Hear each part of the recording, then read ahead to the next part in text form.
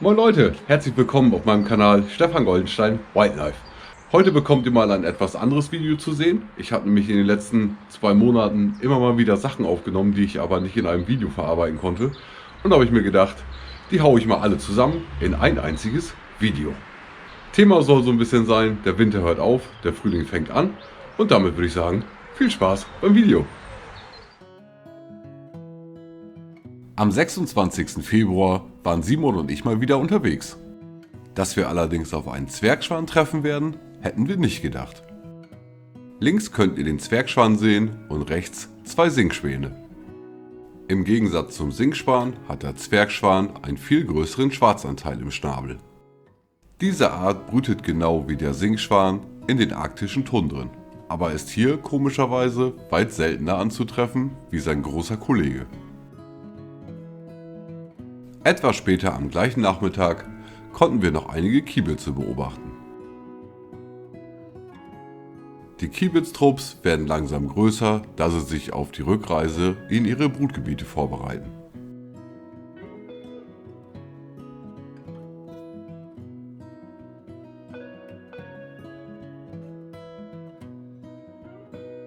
Diese Aufnahmen stammen vom 11. Februar. Auf einem kleinen Kanal konnte ich einen größeren Trupp von Gänsesägern beobachten.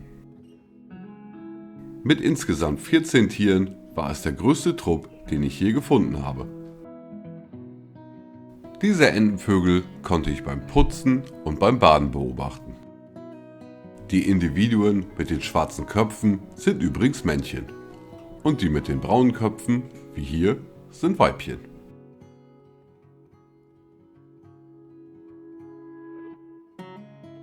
Am Ufer des gleichen Kanals suchten auch Silberreiher nach Nahrung.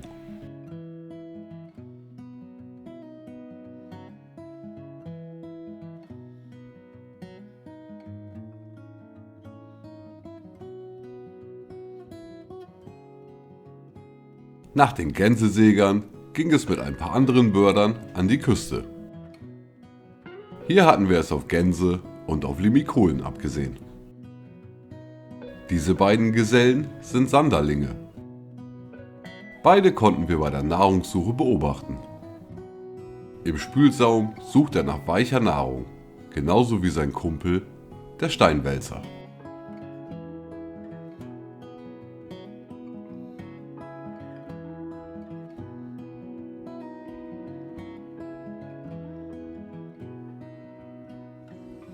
Am 12. März hat es mich mal wieder in den Moorwald verschlagen. Allerdings war die Ausbeute nicht so prickelnd, sodass die einzelnen Videos jetzt hier gelandet sind. Neben der vorhin eingeblendeten Amsel war auch diese Blaumeise zu beobachten.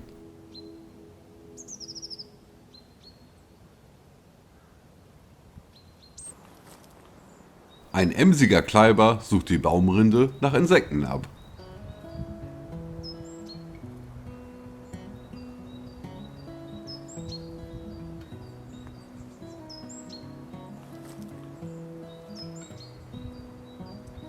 Zum Schluss konnte ich immerhin noch einen männlichen Fasanen entdecken, aber dieser hier chillte ganz einfach auf einem Wall herum.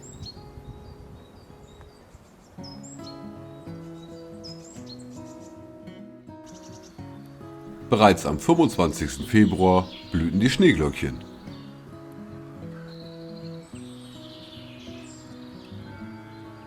Die Schneeglöckchen gehören zu den ersten Blumen, die man nach dem Schnee entdecken kann.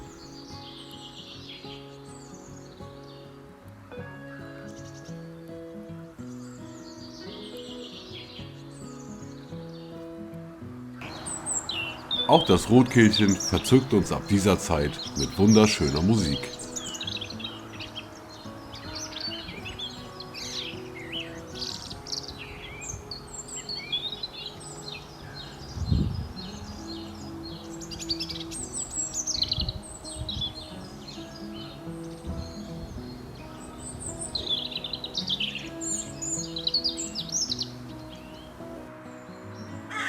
Ein paar Tage später hielten sogar die Stare Einzug in ihren Nistkasten in meinem Garten.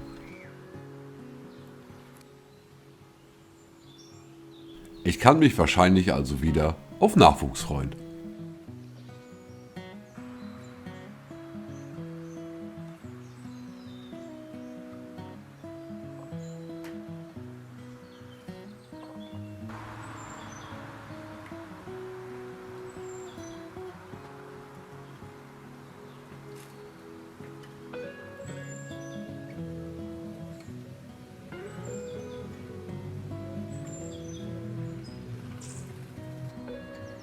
Auch die ersten Krokusse blühten Ende Februar. Die Blumen blühen in einer schönen lilanen Farbe, aber auch gelbe Exemplare konnte ich entdecken.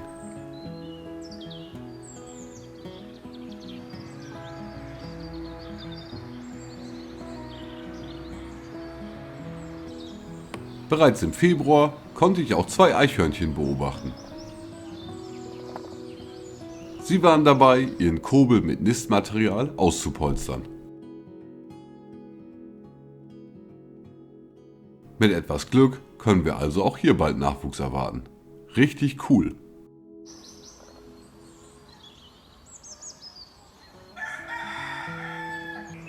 Seit Mitte Februar kann man auch überall die Misteldrossel hören. Wie alle Drosseln hat auch sie einen wunderschönen Gesang.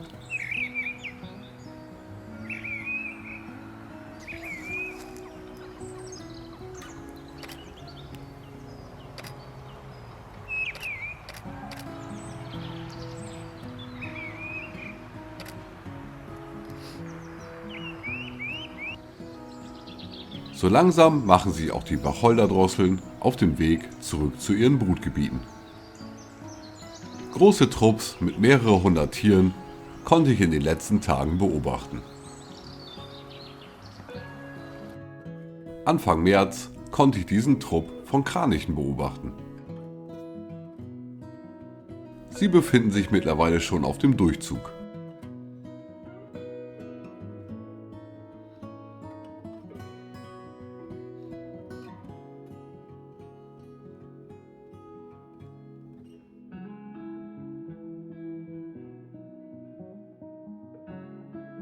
Unsere regionalen Kraniche haben bereits ihre Brutgebiete bezogen.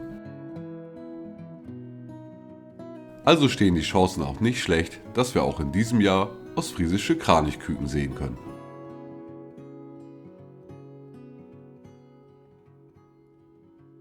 Ja, ich hoffe, euch hat das kleine, aber feine Video gefallen. Wenn ja, würde ich mich natürlich sehr über einen Daumen nach oben freuen. Ansonsten über Kommentare und über Abonnenten freue ich mich sowieso. Ich wünsche euch hiermit einen super Start in den Frühling, Leute. Haut rein. Ciao.